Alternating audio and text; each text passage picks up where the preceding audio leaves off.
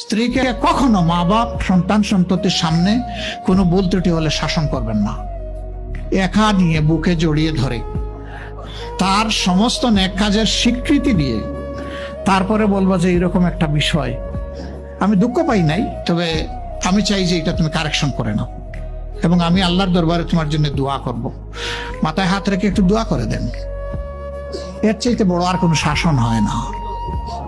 কিন্তু আপনি যদি মায়াকে খুশি করতে গিয়ে মায়ের সামনে তাকে ধমক দেন, তার ব্যক্তিত্বের উপর আপনি তীর ছুঁড়েছেন, আঘাত দিয়েছেন, সে ফুঁসে উঠবে। সে বলবে সব উজাড় করে তোমার এই সংসারে দিলাম, আজকে তুমিই না আমাকে এইভাবে বেইজ্জত করলে। সে মানুষ তো, তার মানবিক রিয়াকশন হবে। কাজ করবো না আমরা কেউ।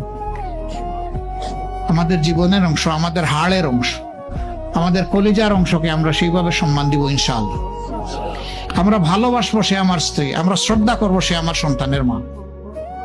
স্ত্রী হিসাবে ভালোবাসা পাবে, মায়ের জাতি হিসাবে সুসম্মান পাবে। এই দুইটা ব্যালেন্স করে যদি আমরা চলি, বর হবে জান্নাতের টুকরা ইনশাআল্লাহ।